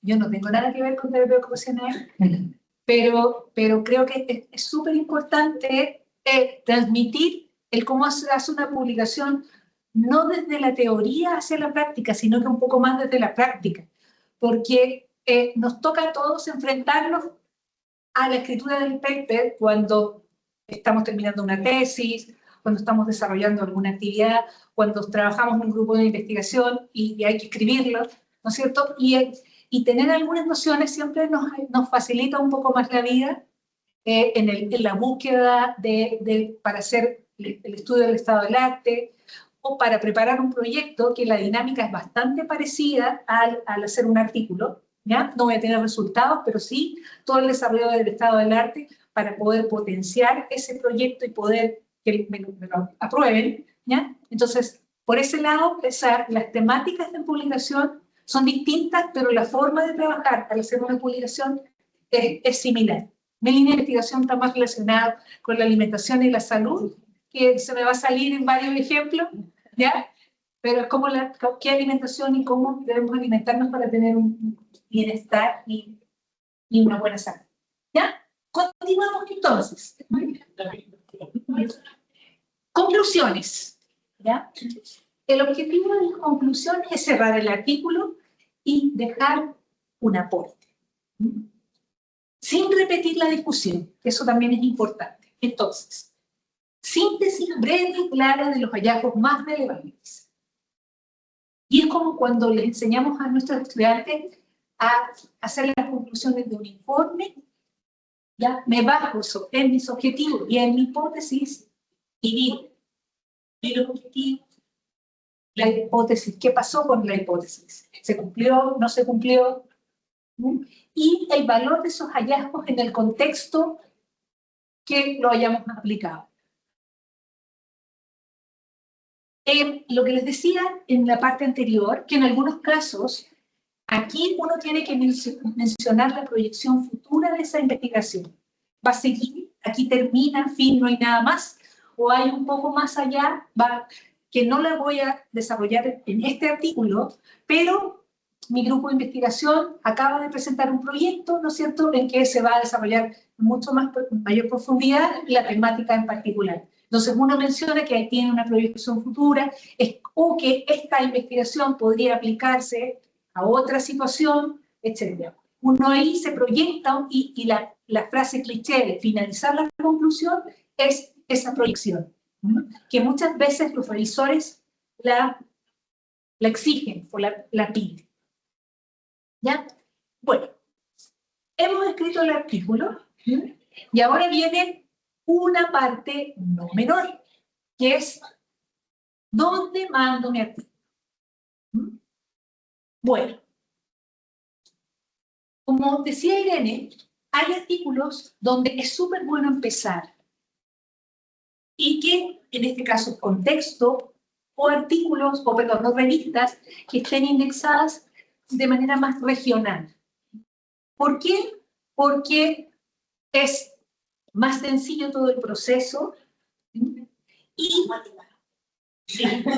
sí, y eso es un punto súper importante, ¿ya? A los que partimos en las ligas grandes de cabeza, o sea, el fracaso, el porrazo es mucho más fuerte. En cambio, la retroalimentación de una revista regional es más grande y uno tiene más chance de publicar. Mucho más chance de publicar. Ahora, si quiere lanzarse a lo grande, se puede hacer también. Pero ¿cómo escojo la revista a la cual quiero mandar mi artículo? Lo primero hoy día es revisar. ¿Ya? Lo primero, hice toda mi revisión bibliográfica y de esa revisión bibliográfica me apareció 5 veces una revista. Ya, esa revista trabaja en la temática que yo estoy investigando. Esa podría ser una opción. Por lo tanto, me meto a la página de la revista y reviso alguna información. Reviso el scope, que se llama, que es el alcance de la revista, donde, bueno, yo ya me aseguré que esos 5 artículos que revisé de esa revista están en mi temática, por lo tanto no tengo duda del scope. Ahora, si alguien me recomendó una revista que es muy buena, y lo que tengo que hacer es ir a la revista y mirar el scope, ¿ya? ¿Por qué es importante el scope? Porque es un motivo de rechazo. A veces ni siquiera leen el artículo, leen el abstract y se les rechaza porque no está dentro del scope. No es la temática de la revista, ¿ya? Y uno se cae en eso. Y es una desilusión. Entonces, evitar esa primera desilusión es buscar cuál es la temática de la revista. Hay algunas revistas que no solamente escriben el scope como una frase grande, sino que ponen detalladas las líneas que ellos aceptan para en torno a las temáticas, ¿ya? Entonces, revisar eso para obviar esa primera desilusión. Revisar los artículos que han sido publicados en esa revista, ¿ya? Tips. Muchas veces las revistas a la cual voy a subir mi artículo, les gusta que yo cite ese artículo de esa revista. Así que, ojo, es recomendable que citemos, en el fondo le hagamos la pata a la revista, ¿ya? Que citamos una revista un artículo de su propia revista, ¿ya? Porque me interesó la investigación. Entonces también eso es importante. Revisar los artículos publicados y tipos de artículos que aceptan. Esto es importantísimo, ¿ya? Leer las instrucciones para los autores. Todos nosotros nos saltamos los manuales de la tele, nos saltamos los manuales de cualquier equipo que compremos, ya de los teléfonos, de todo. Y después andamos preguntando qué hacer y cometemos errores. En esas instrucciones para los autores hay un montón de información. Hay información de cómo tengo que citar, qué tan largo es cada una de las partes de esa anatomía que vimos del artículo, qué tan largas o cortas es cada una de las partes, ¿no es cierto? A qué tengo que darle relevancia, cómo tengo que poner una fórmula, una palabra en latín. O sea, hay información importante que es exclusiva de la revista. Hay información que es general para todos los artículos y todas las revistas, pero hay alguna información exclusiva de la revista. Hay algunas revistas, no sé si en el área se trabaja con la editorial MDPI, que es una editorial Open Access, que ahora lo vamos a ver, que entrega la plantilla. Entonces, si yo leo las instrucciones a los autores, bajo la plantilla del artículo. Entonces, cuando yo escribo mi artículo, lo pongo en la plantilla y se ve casi igual como va a quedar al final, y se ve mucho más bonito. Es distinto cuando lo subo a otras revistas donde me piden doble espacio, y esos son los que salen en las instrucciones. Me piden un tamaño de letra, un tipo de letra, un espaciado particular, un margen particular, ¿ya? Entonces, que ponga el número de línea, el número de páginas, cosas importantes. ¿Por qué? Porque al revés, si me toca revisar y encuentro algo que debo observar en la revista, el autor tiene que saber claramente dónde está eso para poder mejorarlo. Y cómo sabe, porque yo le digo, página 9, línea 125, ¿ya? Entonces el autor va a saber perfectamente dónde tiene que mejorar o arreglar o corregir algo que se observó, que lo observó un revisor. Entonces, todas esas instrucciones aparecen en las instrucciones para los autores. Por lo tanto, es importante leerlo. Esto de las plantillas lo descubrí por casualidad, ¿ya? Y se los digo porque escribí el artículo con doble espacio, en un Word común y silvestre, qué sé yo, terminé toda la escritura y después me di cuenta que había una plantilla donde había que vertir todo el documento ahí y es mucho más trabajo. Entonces, ojo que varias revistas lo tienen. Y aquí llegan dos conceptos importantes, que es evaluar lo que se llama el factor de impacto. ¿Qué es un factor de impacto? Porque hoy día se habla del factor de impacto, las universidades que publican, ¿no es cierto?, se mide el factor de impacto y está muy relacionado con el cuartil de la revista. El factor de impacto es un cociente, ¿ya?, entre la cantidad de citas que tiene un grupo de artículos partido por la cantidad de artículos. ¿Ya? Les explico, ¿cierto? Hay una publicación de quinoa, ¿no es cierto? O dos publicaciones de quinoa que tienen 30 citas. Bueno, es el 30 partido por la cantidad de artículos. Eso en el fondo, que ese cociente simboliza qué tan citada es la revista. Y ese factor de impacto se relaciona directamente con el Q, ¿ya? ¿Y cómo les explico el Q? Que lo puse ahí. El Q explicado en un restaurante. Es como el Q1, los restaurantes Q1 son los más recomendados, los mejor puntuados, pero son los más difíciles de conseguir.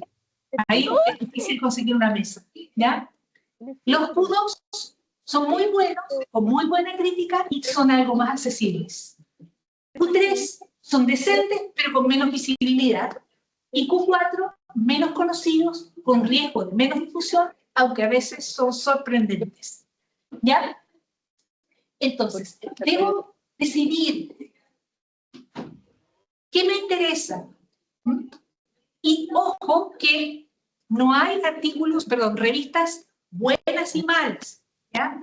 Ese factor de impacto significa que tan visibles son, pero dependiendo del entorno. Les doy el ejemplo de en leyes, por ejemplo, publican mucho más en revistas regionales que internacionales, porque las temáticas que se tratan son de interés regional, no internacional. Por supuesto que hay gente de derecho internacional que publican en revistas internacionales, pero la mayoría publican en regionales, ¿ya? Y en español. Entonces, va a depender del área y del tema específico, es la selección de la revista. Por supuesto, si tengo uno, ya va a ser más difícil publicar, pero esa investigación va a estar visible en el mundo. Y eso, por supuesto que la validan, y si me citan, ya voy a tener un reconocimiento mucho mayor. Otro factor a escoger el día de hoy, que nos vemos todos los días en ese dilema, es si es Open Access o en el sistema tradicional que es de suscripción. Nuestro país, ¿ya? A los que postulamos a proyectos y ganamos algunos proyectos, no tiene financiamiento para las revistas, ¿ya? Y la mayoría de las universidades tampoco entregan financiamiento para publicar en revistas que son Open Access. Hasta hace algunos años, había muy pocas revistas Open Access, la mayoría eran por suscripción. Es decir, para el autor del artículo no había ningún costo, uno publicaba en esa revista, pero quien pagaba el costo era la persona que lo leía. ¿Ya? Y que eso nos pasa con muchas revistas de suscripción que queremos ver el artículo y nos dice pague tanto, ¿ya? Pague tantos euros, tantos dólares, tantas libras, qué sé yo. Entonces, esos son artículos por suscripción. ¿Qué es lo mejor? En el mundo ideal, publicar en Open Access, porque me aceptan el artículo hoy día y en la tarde o mañana en la mañana el artículo está publicado y abierto al mundo.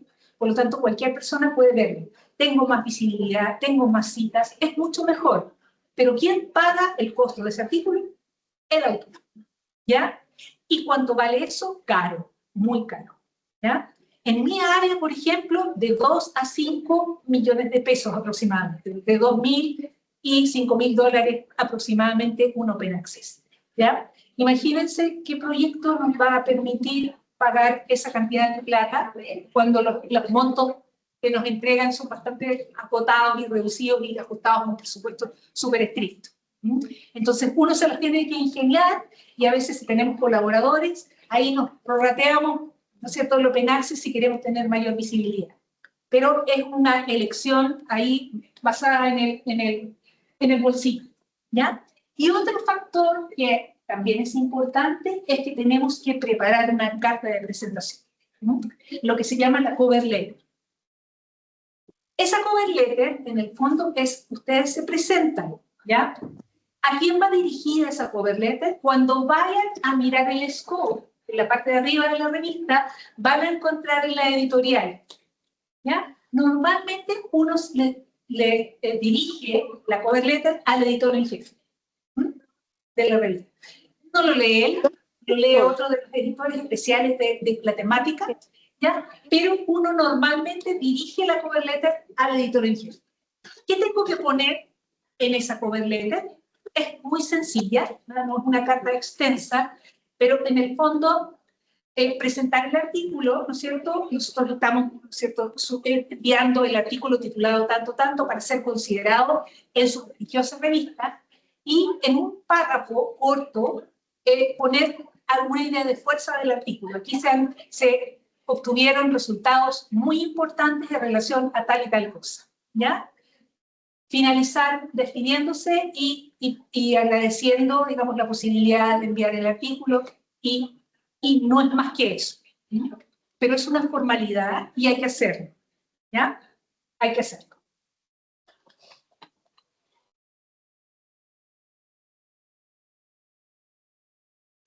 ¿Cómo subir un artículo? Uy, aquí viene, esta es una tarea difícil, ¿ya? Esto se los voy a dejar porque son videos en YouTube para que ustedes los vean, porque si no nos vamos a demorar un poco. Cada video dura como 7 minutos, así que tampoco es tan complicado.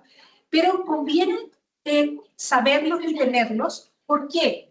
Porque hay plataformas, puse las dos más importantes, pero hay muchas otras plataformas, ¿ya? Donde, por ejemplo, si vamos a la Scholar One, que es la plataforma de Thomson Reuters, que es la de WOS, ¿ya? Acá el mecanismo de todas las revistas que están, La tortilla. que son WOS, es la misma cosa que van a subir en la revista, ¿ya? ¿Qué me piden normalmente? Me piden primero el título de mi artículo, el resumen debe ser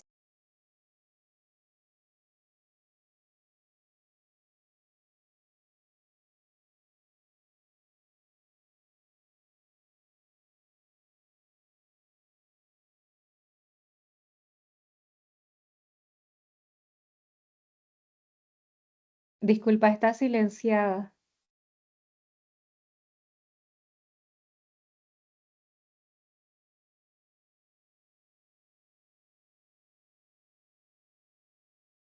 Hola, se silenció la sala. Sí,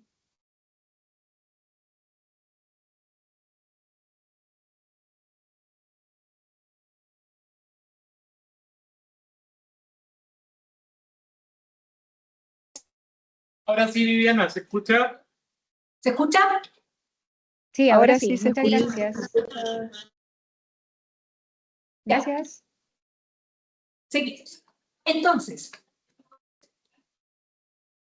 cosas importantes que en muchas revistas lo piden.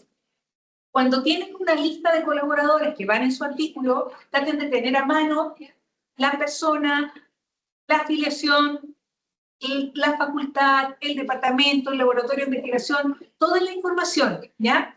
En algunas revistas piden lo que se llama el ORCID. Entonces, si no tienen ORCID, genérense un ORCID y muchas revistas lo piden.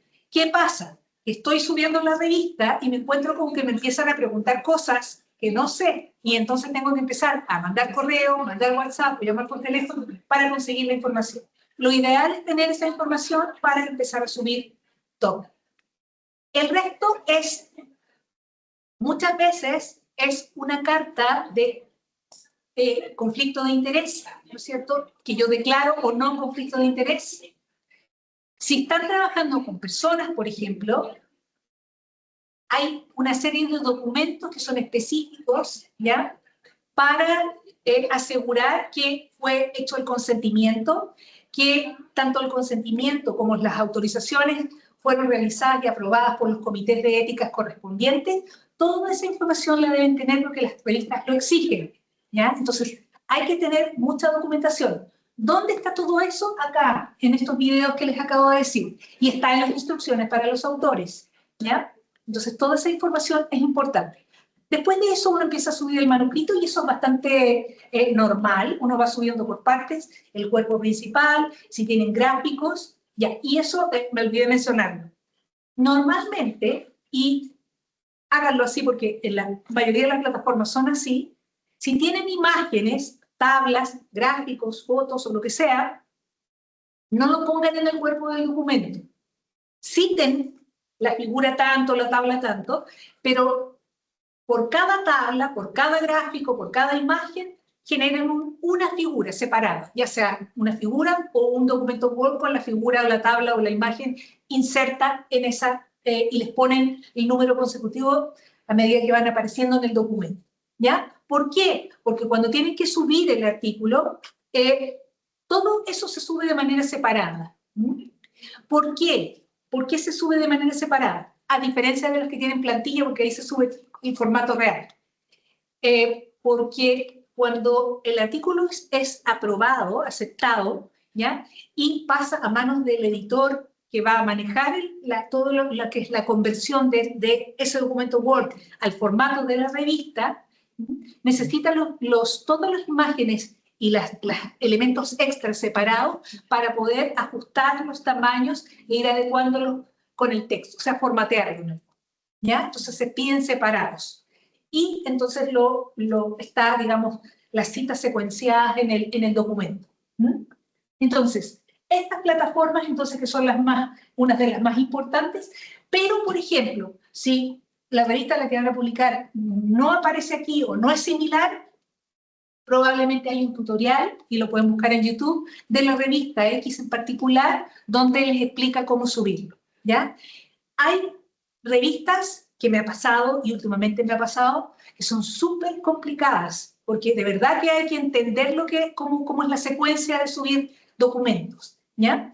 Pero, por ejemplo, dentro de las cosas que piden también es si ha habido algún financiamiento, si ustedes pertenecen a algo de las Fuerzas Armadas o del gobierno de los Estados Unidos, porque tienen tratamientos distintos, ¿ya? Y hacer unas declaraciones. Cosas importantes que, si ustedes están subiendo el artículo, ¿ya? Probablemente sean los autores correspondientes o los corresponding authors, ¿ya? ¿Qué significa eso? Que ustedes están hablando en representación de todos los autores. Por lo tanto, hay que firmar y declarar que que todos los autores revisaron y están aprobando la subida o el envío del artículo a esa revista, ¿ya? Eso normalmente se declara, pero son como clics dentro de la plataforma de subida de los artículos.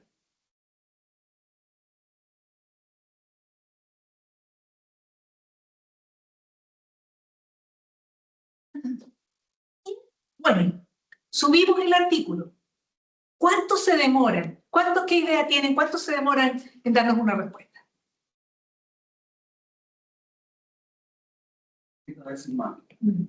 Si es Open Access, normalmente es rapidísimo, ¿ya? Porque, por ejemplo, la editorial que les comentaba, cuando uno envía, en menos de un mes está la revisión. ¿Por qué? Porque me han pedido ser revisor de la misma revista o de la misma editorial y dar una semana para responder al revisor. Es rápido, pero súper estresante, porque va a depender de cómo es la revisión, qué es lo que me dijeron, ¿ya? Y aquí les voy a mostrar varias casos. Lo primero, y que yo les digo esto, no tomarse los comentarios como algo personal, lo cual yo nunca hago, siempre me los tomo a la personal, porque en el fondo hay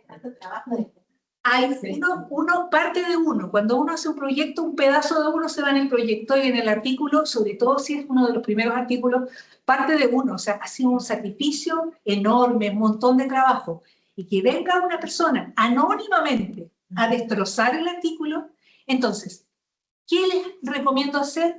Leerlos y olvidarlos un día o 2 días, ¿ya? Porque así uno se enfría y se le pasa la rabia con el revisor o los revisores, y entonces dice ya, y cuando uno lo lee por segunda o tercera vez, dice, bueno, ya sí, en este tenía razón, en este no, pero en este sí, en las observaciones que hacen los revisores.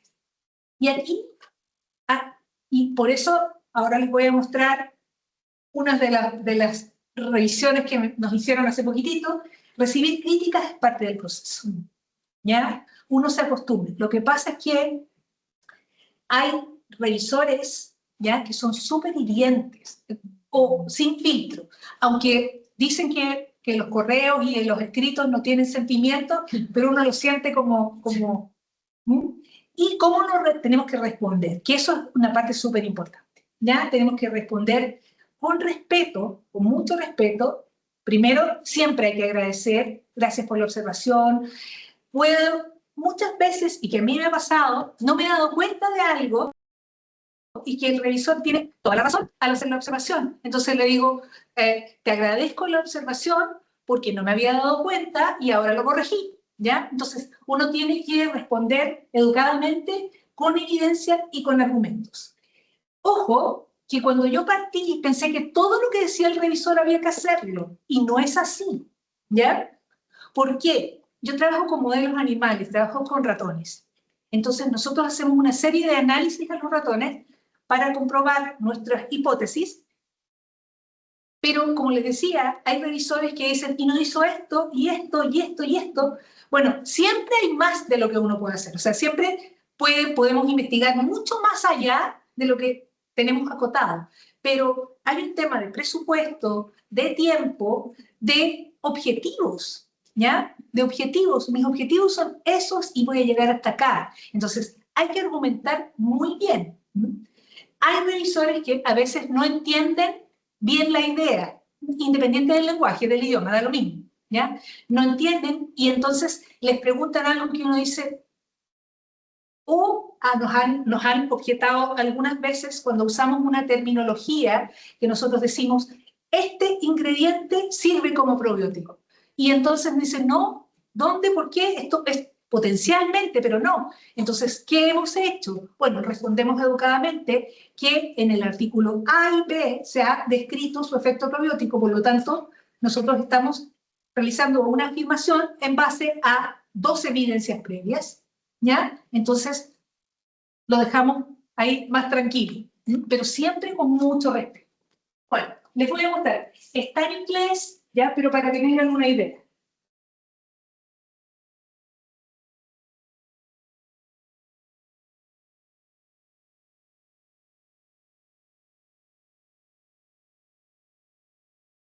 Miren. Voy a ponerlo más grande. ¿Se ve? Sí. ¿Ya? Ya. Aquí nuestro artículo era el impacto de una fracción de fibra dietaria de las semillas de chía en las estatosis hepáticas y algunos problemas metabólicos en ratones alimentados con una dieta alta en grasa. ¿Ya? Fíjense como parte de este Loreto, episodio. ¿Sí? Loreto no se ve en la pantalla. Está proyectando el Word. Ajá. Qué raro. Me pusiste pantalla. Dejar de compartir Y volver a hacer. y Ya. compartir el...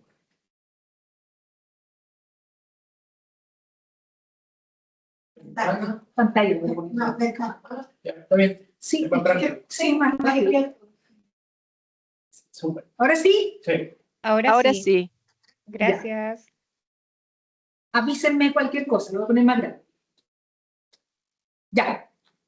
Nos parte diciendo que nosotros no ponemos atención a los detalles en la presentación de la figura y los resultados. ¿Ya? Que hay resultados que carecen de las letras minúsculas, ¿ya? Que en el fondo nos dan la diferencia significativa en los análisis estadísticos.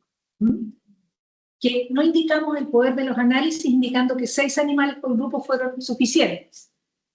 Que debemos presentar en la tabla unas tablas completas de las composiciones de las dietas. Y así nos empiezan a hacer, fíjense que son 7 páginas, ¿ya? Este es el revisor número 1, ¿ya? Más detalles son necesarios en los títulos de las tablas, rigor científico, se necesita la presentación de los resultados. No está claro que 4 semanas con esa suplementación, ¿no es cierto?, es suficiente. Acá, lo que les decía del efecto, aquí, el uso correcto de la terminología para decir una estrategia terapéutica, ¿es suplementación o una cura real? Y así, este revisor nos destrozó el artículo, ¿ya? Pero no es suficiente. No tenemos otro revisor. Lo normal de los revisores es que primero les digan que en general su artículo está bonito, que es interesante el estudio, pero de ahí parte todo el destrozo, ¿ya? No está claro por qué nosotros usamos avena y que fue escogida como control, ¿no es cierto? Y así, ¿ya? Terminologías que nos hacen cambiar, etcétera. Revisor 3, lo mismo. Muchas veces, y sobre todo en algunas observaciones, los revisores coinciden. Entonces uno dice, en realidad me equivoqué. Aunque cuesta reconocerlo, pero sí. Y aquí tenemos el 4º revisor. Esta revista en particular, y por eso se las muestro, fue un poco más exigente. Tuvimos 4 revisores, ¿ya? Lo normal es que sean 3. ¿Bien? ¿Qué pasa? Que las revistas, hoy día los revisores contestan cada vez menos, porque estamos superados de trabajo y ser revisor de una revista es harto trabajo. A mí me toma un par de días, por lo menos, revisar un artículo. Hay que ver muchos detalles, si coincide con la literatura, a veces hasta uno tiene que revisar alguna afirmación que se hizo en base a otro artículo, ¿ya? Entonces, eso en términos generales las observaciones, ¿ya? Que fueron 7 páginas. Y se me cerró la otra parte. Déjenme abrirla rápidamente.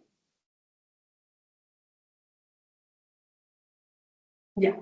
Aquí, nuestras respuestas son 13 páginas. Entonces, nosotros respondimos y fíjense cómo uno tiene que partir la respuesta. Aunque la revisión o la observación sea muy desagradable, muy pesada, es gracias por el feedback.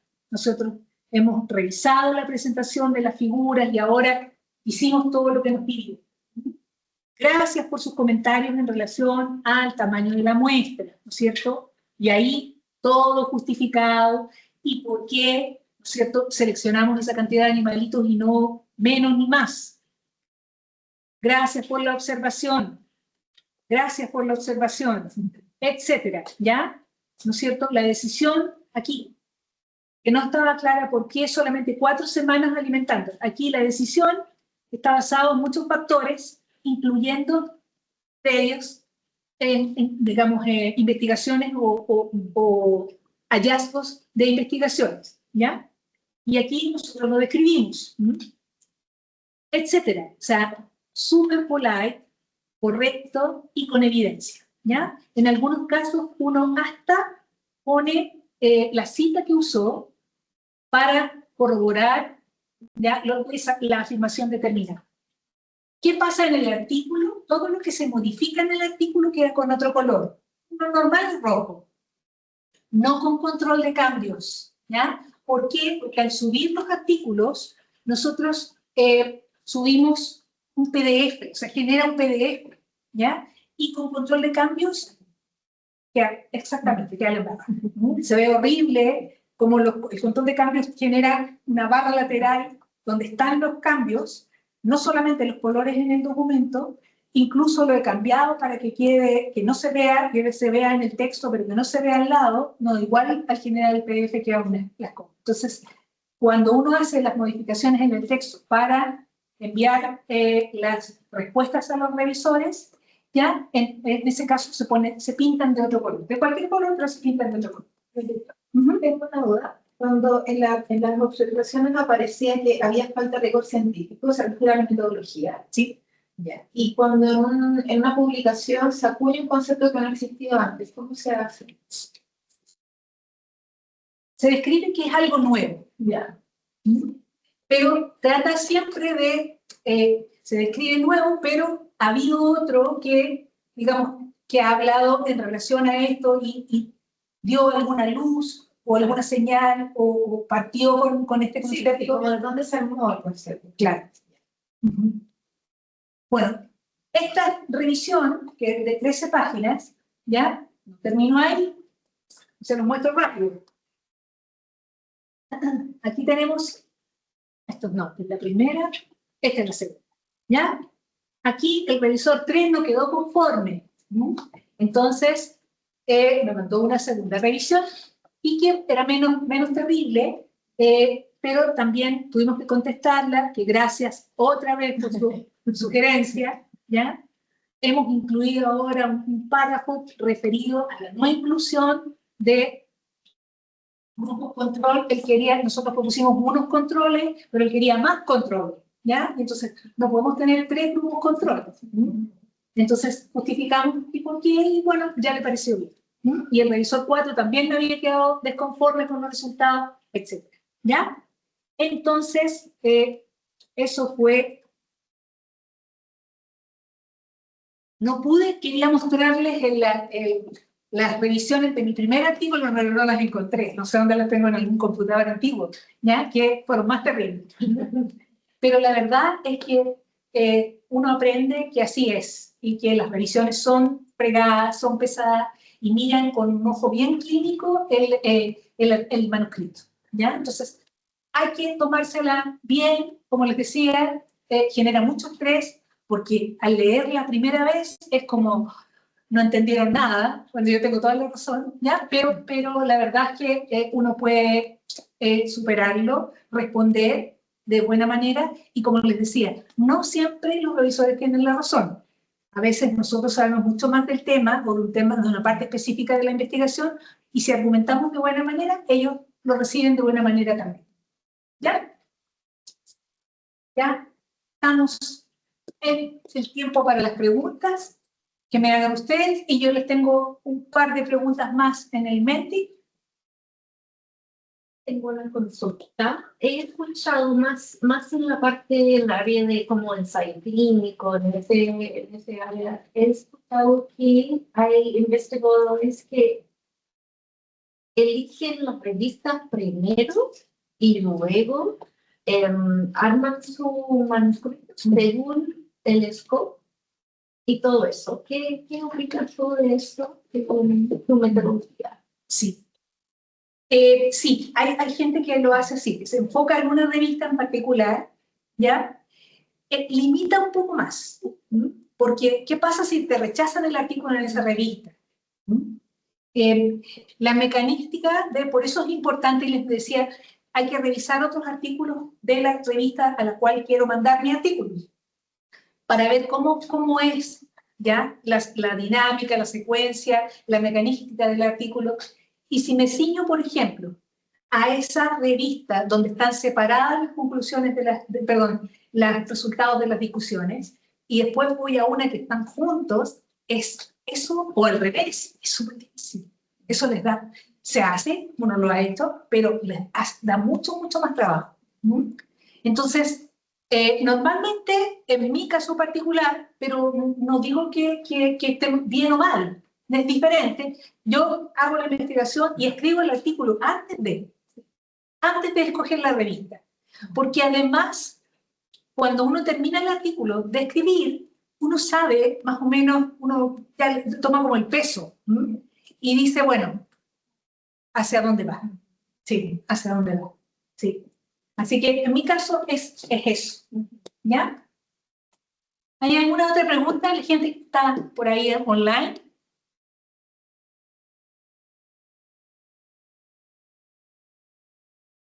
Por acá no, muchas gracias.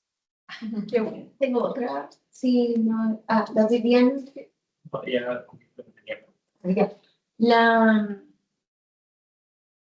¿Cómo podemos prevenir a caer en las revistas predatorias? Es súper difícil. Ya, primero, a ver, están las revistas que se llaman, son depredadoras. Les cuento el contexto general. Hace varios años, ya varios países europeos y unos cerca de Europa también, decidieron que habían un grupo de editoriales a las cuales no iban a publicar más. ¿Por qué? Y les cuento qué ocurre acá en Chile. Por ejemplo, revistas por suscripción, que no son open access, que son por suscripción. La investigación que hacemos la financia el Estado, ANI, ¿no es cierto?, el Ministerio de Ciencia. Yo mando la revista, mi artículo a la revista con suscripción, que eso es algo que no se los mencioné, pero se lo van a encontrar. Me aceptan el artículo y tengo que hacer una declaración de los derechos, o sea, una cesión de derechos. Es decir, le entrego los derechos de algo que investigué con financiamiento de mi país a la revista, se lo entrego. ¿Qué pasa? Si alguien de mi universidad, de mi país o de mi institución quiere hacer uso de ese artículo, tiene que pagarle a la revista para usarlo, ¿ya? Porque yo cedí los derechos de autor. Entonces, es más, si yo quiero usar ese artículo para algo, tengo que pedirle permiso a la revista, ¿ya? Entonces, ¿cuál era lo que postulaban muchas de las, sobre todo universidades en Europa principalmente? Es, si el Estado financió la investigación, si la investigación la hizo un investigador de una institución, la propiedad intelectual debe ser de la institución y del investigador, ¿ya? Pero como era obligación ceder los derechos, al final pagaban el doble. Las universidades tienen que pagar la suscripción para las revistas, que son por suscripción, valga la redundancia, ¿ya? Para poder acceder a esa cantidad de artículos. Por eso no todas las instituciones, las que están ustedes, tienen acceso a todas las revistas que nos gustaría tener. ¿Y qué hacemos? Usamos las páginas que todos conocemos, para bajar los artículos en los cuales no tenemos acceso en nuestras instituciones. ¿No es cierto? Entonces, ¿por qué pagar por algo que financió nuestro país? Y se empezaron a generar una serie de editoriales que son depredadoras, que son editoriales que en el fondo es muy fácil publicar, y hoy día nosotros podemos encontrar en internet listas de revistas predadoras donde lo que quieren es capturar muchos artículos y en el fondo recibir la PAC, porque son todos open access. Entonces, ¿qué han hecho las revistas de suscripción? Y hoy día, para los que no tenemos financiamiento, para lo que se llaman los APC, que son la cantidad de plata que tenemos que pagar para publicar en open access, es que las revistas que antes eran de suscripción se están convirtiendo primero en híbridas y después 100% open access. Entonces, para los que no tenemos plata para publicar en open access, cada vez se reduce más la cantidad de revistas en las cuales podemos tener acceso sin pagar. Y las restricciones son más altas, porque en Latinoamérica las instituciones no pagan los famosos APC, ¿ya? Nosotros acá no nos pagan APC. Entonces, hay que sacar el dinero entre los proyectos, pero no, si yo voy a publicar 2 o 3 artículos al año, no hay ningún proyecto que me permita esa plata, ¿ya? Entonces, ahí es más complicado. ¿Hay alguna otra pregunta? ¿No? Entonces, ahora yo les hago una pregunta.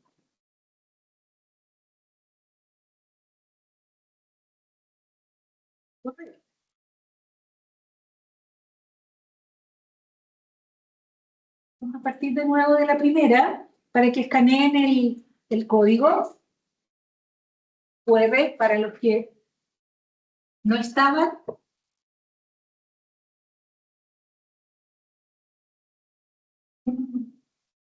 ¿Estamos? ¿Sí? Ya. Entonces, aquí habían varias personas que habían escrito ya artículos, había personas que nunca, y había personas que ya estaban en camino. Acá.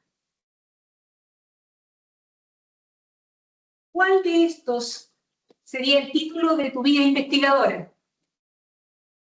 En revisión por pares del 2015, lo revisé, lo subí, lo rechazaron, discuto, luego existe, o no me presiones.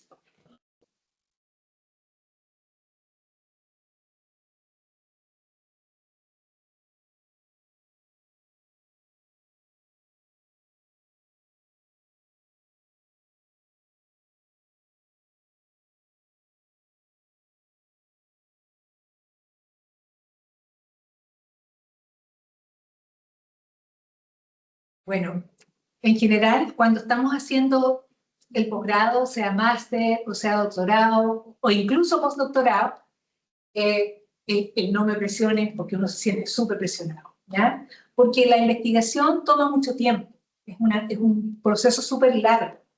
Y el escribir un artículo es un proceso aún más largo, porque es un aprendizaje y no es tan simple ni tan rápido.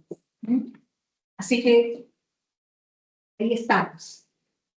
Y creo que ¿qué parte de un artículo les da más dolor de cabeza?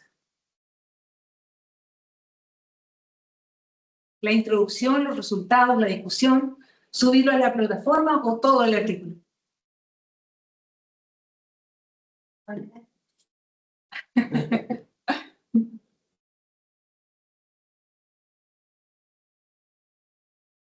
Sí, pero ya saben, partan por las partes, valga la redundancia, que manejan y conocen, ¿ya?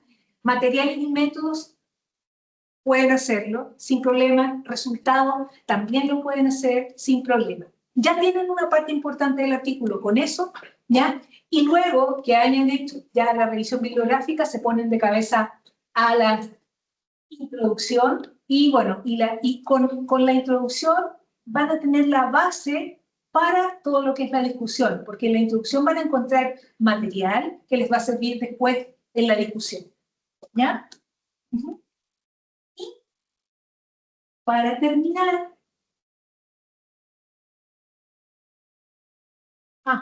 me faltaba eso. ¿Cuándo sabes que tu artículo está listo para enviar?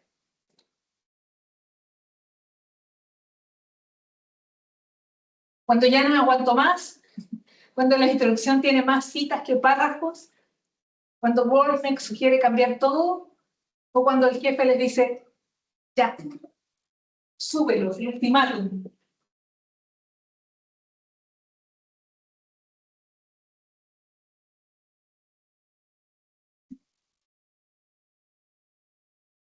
Les digo que si a los que tienen experiencia en artículos, si pasan un par de años y leen el artículo, y uno dice, ay, ¿cómo me aprobaron este artículo? ¿Cómo va a aceptar el artículo? Ya, en una palabra, ¿qué se llevan del taller?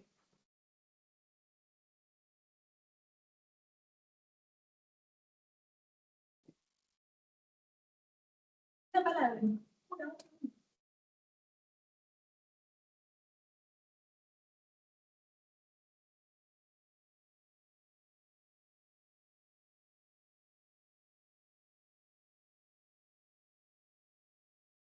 Qué bueno, sí, porque la verdad es que nadie puede decir que es fácil. No es fácil. Es difícil, pero se puede hacer. ¿Ya?